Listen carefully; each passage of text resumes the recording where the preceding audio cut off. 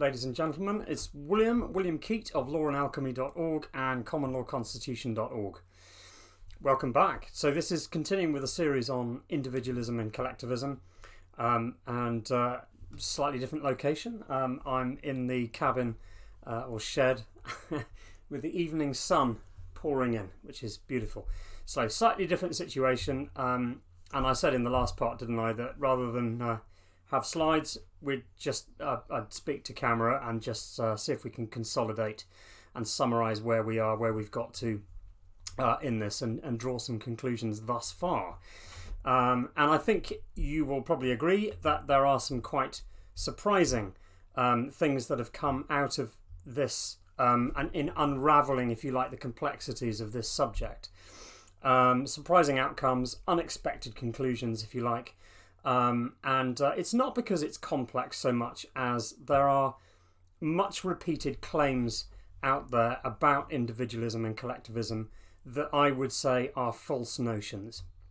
They are, you could say they're lies, or you could just say it's disinformation that's being repeated time and time again. They've taken hold in society at large, which of course is convenient for some, especially collectivists and promoters of the idea that collectivism is a desirable thing for society, and they would obviously push it as much as they possibly could, and they do. Largely, society, I would say, is suffering under its own misunderstandings regarding this topic, because collectivism doesn't work. Why? Because it's fundamentally working in conflict with reality and nature. It's specifically working against natural law. And I would say that it is the adoption of a collectivist ideology or belief system that I think is the biggest self-destructive dynamic that can be discovered if we take the trouble to look closely enough.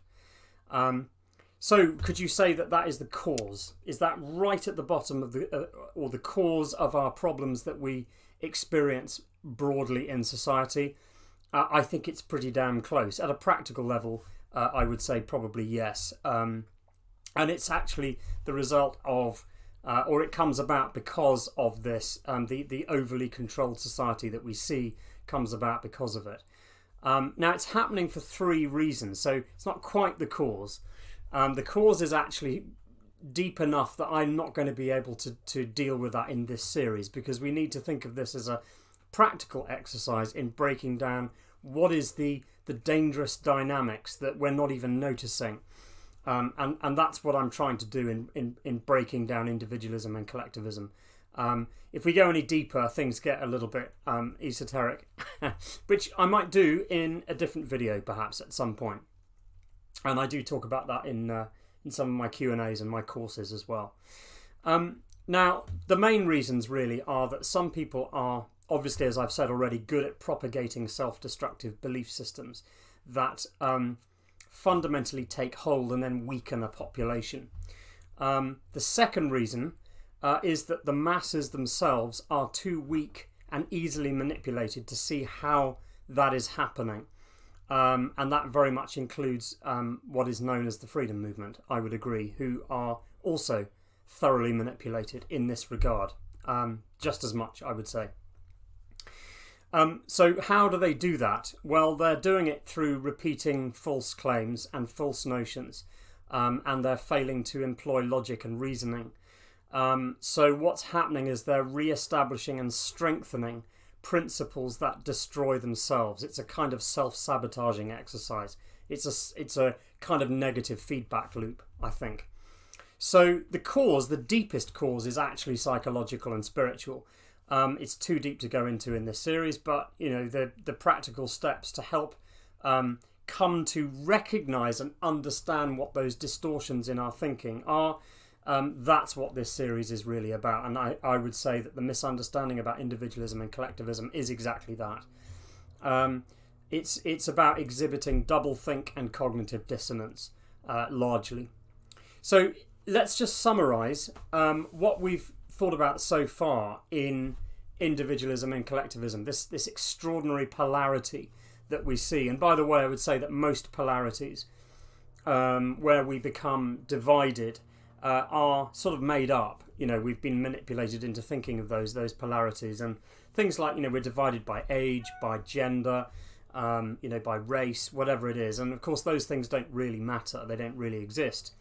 But the polarity that really does exist in the universe, and Mark Passio makes this point in his natural law seminar, is this polarity that I'm talking about right now, which is closely connected with natural law, which is making sure that we adopt an individualist ideology and reject a collectivist one. So let's just summarize. So individualism is about individual choice for each individual, without coercion. It's the absence of coercion or force on you as an individual. It's probably important to say that force does come into play, or coercion does occur, when you have committed a crime and you are submitting to the consciences of those around you in your community, and it's a matter of justice and morality. That's different. So if you've breached natural law, if you've breached somebody's free will, and you've therefore committed a crime under natural law, then coercion would be involved, and that would be right, because that would be in alignment with natural law.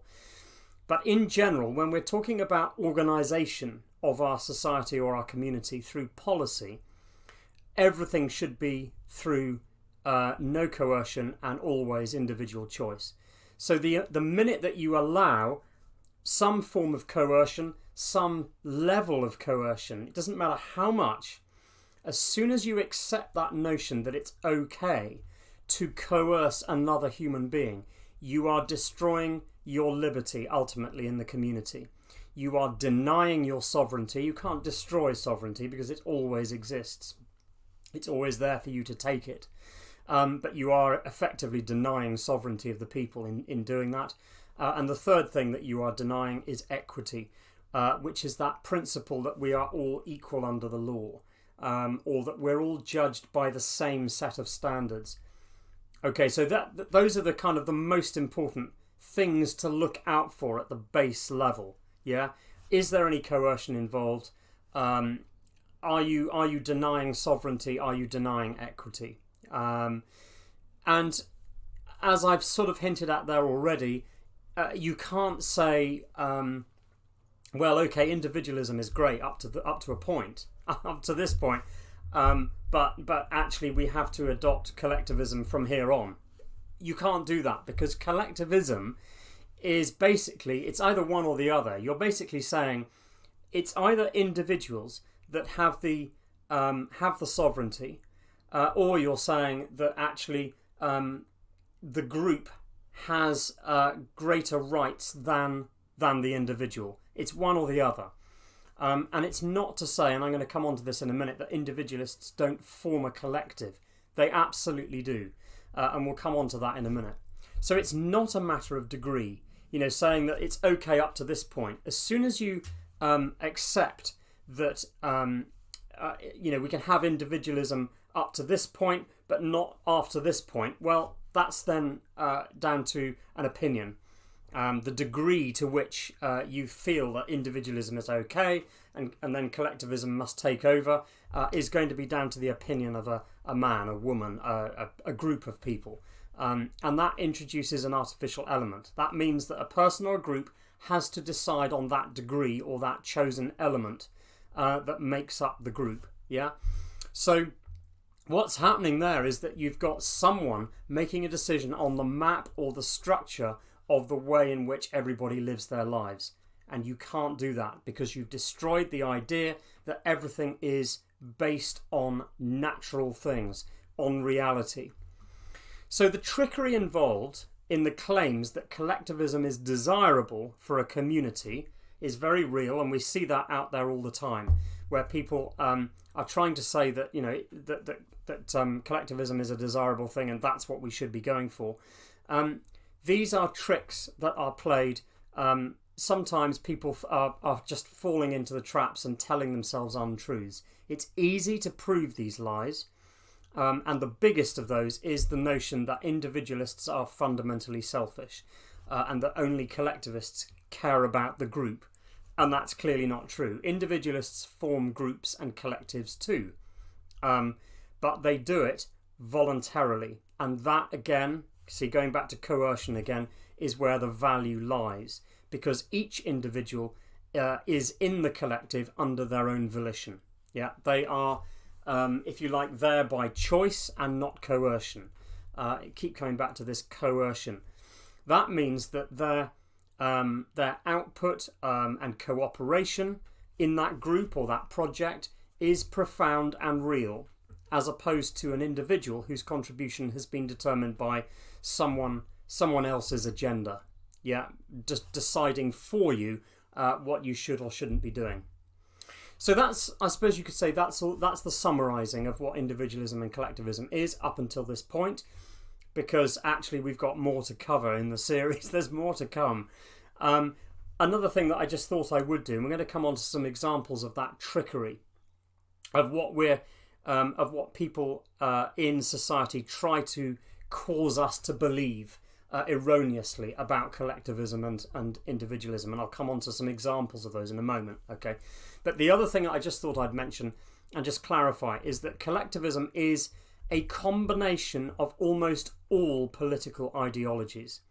Okay, so when you think of the political spectrum that we're actually quite familiar with, in the context of the sort of politics that we normally think of today, the political spectrum, the left-right political paradigm, if you like, almost everything on that scale, I would say, fits into collectivism. Practically everything on it.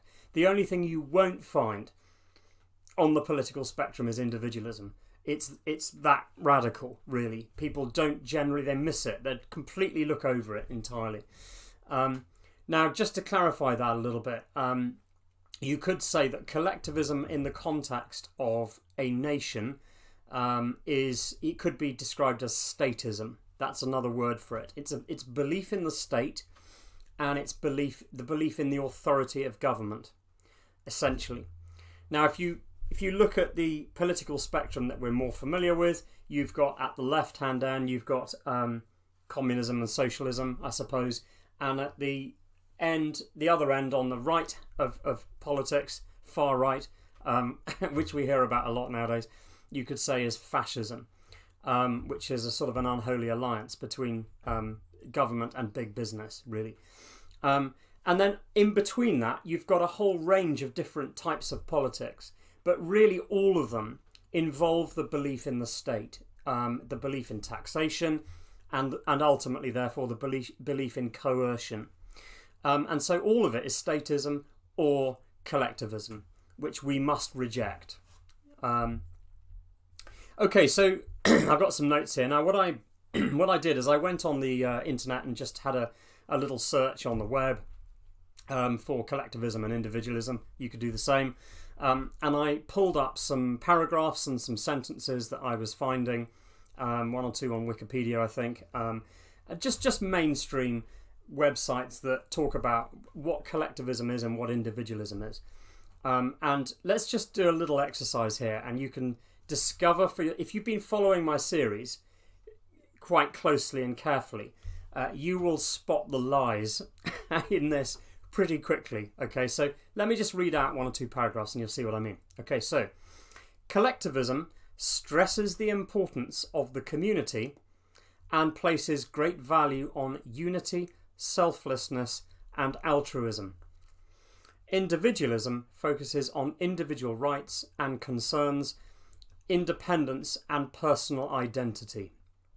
So the second sentence that's basically talking about focusing on individual rights, independence and personal identity, that's broadly correct. But the first sentence has a whole series of lies in it, I would say. So let me repeat it. Collectivism stresses the importance of the community. Okay, so a community that's based on coercion, that is made up of people who haven't come together willingly and voluntarily, I would say is a weak community, because you've got all sorts of resentment and anger building up because the determination and strategy for the people in that group is coming from an authority. Yeah, the people that make up that group or that project are not really having a say, or there's some kind of threat of coercion. So I don't regard that as a very effective community. Continuing, and places great value on unity. Well, again, you're not going to see much unity in a community or society or group that has been where the people in it have been labelled and determined to be in there by someone else or by an authority. Again, selflessness. Well, the people that within a community who help each other, if they're doing it under duress, ultimately, then it's not selfless. Just by definition, it's not selfless. It's quite obviously so. And they use the word altruism as well. And altruism is all about the sacrifice of oneself for others, for the need of others, which is great and is a really valuable thing in society. But you don't have altruism unless it's voluntary, unless somebody does it because they do it willingly and they want to do it. So the value lies in the very fact that they're exhibiting altruism because there's no coercion on them to do it. That's the whole point, right? And individualists themselves understand that, and we've been through that. So here's another sentence. Actually, no, this one down here. That's probably a better one. So we're talking about collectivists here, collectivism. This is apparently less focus on personal development. In collectivist communities, members spend less time thinking about themselves, resulting in less emphasis on personal development or individual goals. So I would say that it's an inversion. It's the other way around. Okay, so in collectivist communities, I think members spend more time thinking about themselves, actually, because there's resentment and anger there. Whereas actually it's individualists who think more about other people because they do it for real. They're, when they actually go out to help people, they don't actually have to do it. So when they do it, it's real and it's genuine. Yeah, that's an important concept. So that's just inverted as well. Here's another one. Collectivism refers to a worldview in which social behaviour is guided largely by goals that are shared by a collective. Again, you can see the lies in this, because it's all really coming from the notion of being forced to do something.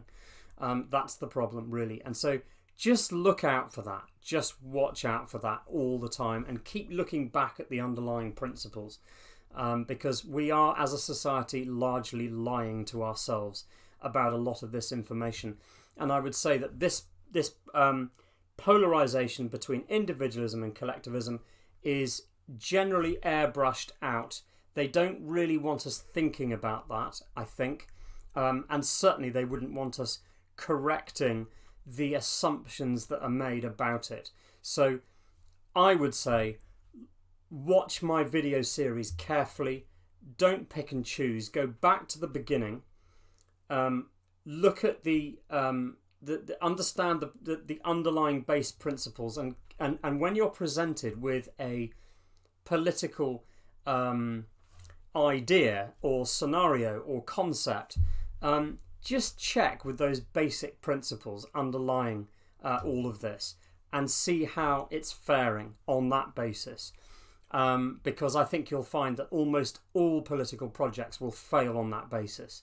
And if we want to turn things around, there isn't really an alternative, actually. People largely in society need to come to understand this more than anything else, I would argue. I think this is the issue of our time, in fact, because being an individualist is also about understanding your responsibilities and your connectedness with each other. You can't understand connectedness with other people unless you are separate first. You have to be separate, and then you understand what it is for other people to feel the pain, for example, in society. That's when we start to understand, through our separateness, you understand that connectedness. That's the paradox through individualism. So work it through. For goodness sake, it is so important. And then please pass these videos, share the links, and talk about it endlessly, and actually embrace these concepts and start to work through them and check your own ideology and enthuse other people to do the same. Please share it everywhere. Get on social media and share it. If you see comments about political structures or political discussion in mainstream websites or articles under articles or something like that, again, share it. Talk about these concepts on the websites underneath. Actually comment as well. I'm seeing very few comments because I think people are nervous about it. Get in there, even if you agree with all of it. Actually say, oh, this was really interesting, I didn't think of that bit, that's quite interesting, or whatever. Get in there and comment and create some activity and some buzz around this subject. Because quite frankly, if people don't grasp this, I think it's game over. So I hope you found that useful. I'm going to continue with the rest of the sections in the series, and we're going to go into things like thought control, freedom of speech, which is particularly important for us over here in the UK at the moment, as I'm sure you're aware. We're going to go into economics as well, and how economics fits with individualism as well, especially the Austrian school of economics. We're going to look at that. We might have time to look at a little bit of psychology as well under this. But please share it. It's really important, this, because I think that an awful lot of people out there, and you will find, by the way, other videos out there on individualism and collectivism, but don't assume that they're getting it right. Okay, the key to this is understanding individualism and collectivism in the context of natural law, because individualism is natural law, essentially, in the physical realm. That's really what it is. If you take natural law and you express that in the sort of political structures or the social structures of the way that we would live in communities in this realm, if you like, then you are producing individualism. That's what it is. And individualism is absolutely key for us to understand that that's what we need. We must embrace it. So I hope you found that useful, and join me in the remaining sections of the series. Probably be up to about 14, 15, something like that. Hope that's useful. Cheers for now.